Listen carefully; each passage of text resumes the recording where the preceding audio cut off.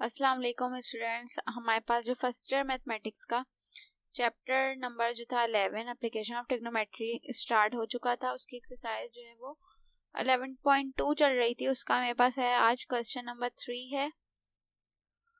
Question में लिखा हुआ है solve the following by using law of tangent.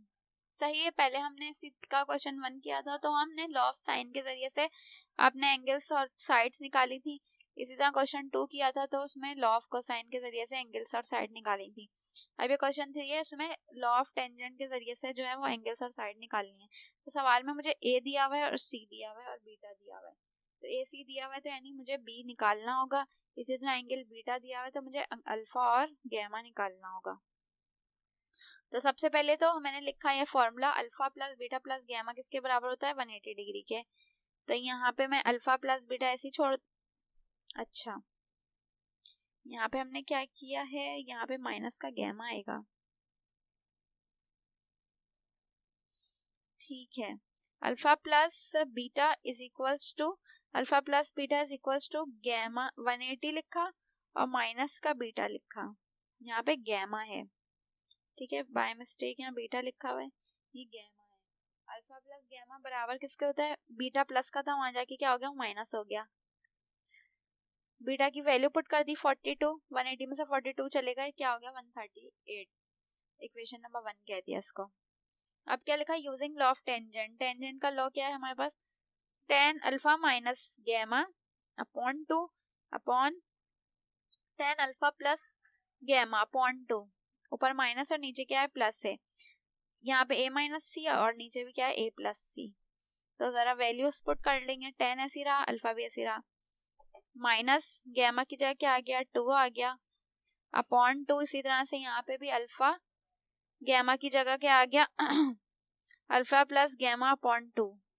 ये 138 आ गया अल्फा प्लस गैमा की जगह और अपॉन में क्या आ गया 2 आ गया। इसी तरह यहाँ पे a की वैल्यू आ गई और यहाँ पे c की वैल्यू आ गई, यहाँ पे भी a की वैल्यू आ गई और यहाँ पे क्या आ गई c की। नीचे माइनस आ गया, ऊपर माइनस आ गया, नीचे क्या आ गया प्लस आ गया। ठीक है, ऊपर वाली चीज जो है वो एज इट इज रही। यहाँ पे 138 से 2 डिवाइड हो जाएगा, क्या बचेगा 69 और इन दोनों को माइनस कर लिया, इन दोनों को प्लस कर लिया। डिवाइड करने के बाद आंसर क्या आ गया 0.141। ठीक है, अब यहाँ पे हमने क्या किया है, tan alpha minus gamma upon 2 और ये 1069 जो यहाँ डिवाइड में था यहाँ आके क्या हो गया मल्टीप्लाई हो गया। ठीक है, 1069 निकाल लेंगे और उसको इस वैल्यू से मल्टीप्लाई करा देंगे तो मेरे पास ये वैल्यू आ जाएगी। ये वाला 10 इधर शिफ्ट होगा तो tan इनवर्स हो जाएगा। ठीक है, tan इनवर्स की ये वैल्यू कैलकुलेट कर लेंगे। यहाँ पे खाली क्या बचेगा अल्फा माइनस गैमा, तो अल्फा माइनस गैमा लिख के ये इसको इक्वेशन नंबर 2 का नाम दे दिया। अब by equation 1 plus equation 2, equation 1 ये रही और इक्वेशन 2 को जब प्लस करेंगे तो गैमा से गैमा क्या हो जाएगा कैंसिल हो जाएगा, प्लस माइनस का गैमा और अल्फा अल्फा प्लस होकर 2 अल्फा बन जाएगा। इसी तरह ये दोनों वैल्यू भी प्लस हो जाएंगी तो मेरे पास ये वैल्यू आ जाएगी। 2 यहाँ आके डिवाइड हो जाएगा तो अल्फा की वैल्यू आ गई। अब मैंने यहाँ पे अल्फा की वैल्यू पुट कर ली किसमें, इक्वेशन नंबर 1 में। अल्फा की जगह अल्फा पुट कर लिया तो मेरे पास क्या आ जाएगा गैमा आ जाएगा। तो यहाँ पे मेरे पास सारी चीजें जो है वो कैलकुलेट हो गई। यहाँ पे नेक्स्ट इसका है again using law of tangent करके हम b निकालेंगे। यहाँ पे मैंने b निकाल लिया है, a की वैल्यू लिखी, b की वैल्यू लिखी, गैमा की वैल्यू लिख दी।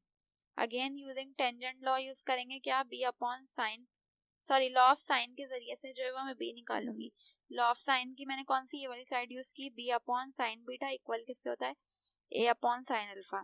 तो b को हमने यहीं छोड़ दिया, साइन बीटा को वहां भेज के मल्टीप्लाई कर दिया।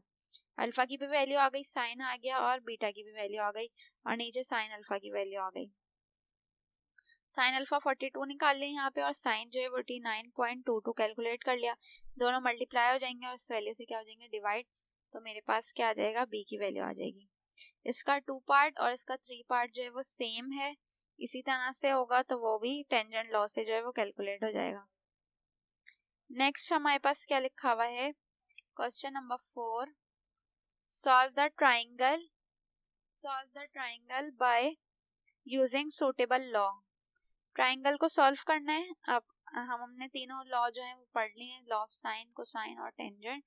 तो इस पे जो भी आप लॉ लगाना चाहें, जो भी पॉसिबल लग रहा हो वो लगा के हमने बाकी की चीज़ें कैलकुलेट करनी है। अब यहाँ पे मुझे 3 चीज़ें दी हुई हैं, ए बी और सी, यानी तीनों एंगल्स मुझे कैलकुलेट करने हैं, अल्फा बीटा और गैमा, साइड्स मुझे तीनों दी हुई हैं। तो यहाँ पे जो ये कोसाइन वाला लॉ लगा हुआ है, ए स्क्वायर किसके बराबर होता है, B square plus C square minus 2bc cos alpha. ठीक है, कॉस अल्फा को यहीं छोड़ दिया, माइनस का 2bc वहाँ शिफ्ट कर दिया, यहाँ के डिवाइड में हो गया, ए स्क्वायर प्लस का था, यहाँ के क्या हो गया, माइनस का हो गया। तो यहाँ से सबकी वैल्यू पुट कर दी तो कॉस अल्फा आ जाएगा, कॉस इधर आके कॉस इनवर्स हो जाएगा, तो कॉस इनवर्स माइनस का 0.1, मेरे पास ये अल्फा निकल गया। ठीक है, इसी तरह ये वाले कौन सा पुट किया, ये मैंने इसके जरिए से, लॉ ऑफ साइन के जरिए से क्या निकाल लिया, बीटा निकाल लिया, sine beta upon B equal किसके, साइन अल्फा अपॉन ए। तो क्योंकि मुझे बीटा निकालना है, ठीक है, साइन को उधर भेज दूंगी, पहले मैंने वैल्यू पुट की, बी की वैल्यू पुट की, साइन अल्फा की वैल्यू पुट की और अपॉन ए की वैल्यू पुट की, इनको कैलकुलेट कर लिया। आप साइन को वहां भेज के साइन इनवर्स हो जाएगा, साइन इनवर्स की वैल्यू निकाल ली तो बीटा आ जाएगा। ठीक है, फिर अगेन मैंने ये जनरल फॉर्मूला, जो तीनों एंगल का सम किसके बराबर था, 180 के बराबर।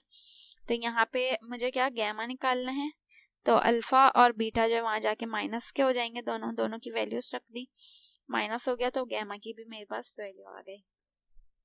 बाकी का इंशाल्लाह हम लोग नेक्स्ट वीडियो में कंटिन्यू करेंगे। इसके प्रैक्टिस क्वेश्चन जो है वो आपको ग्रुप पे मिल जाएंगे।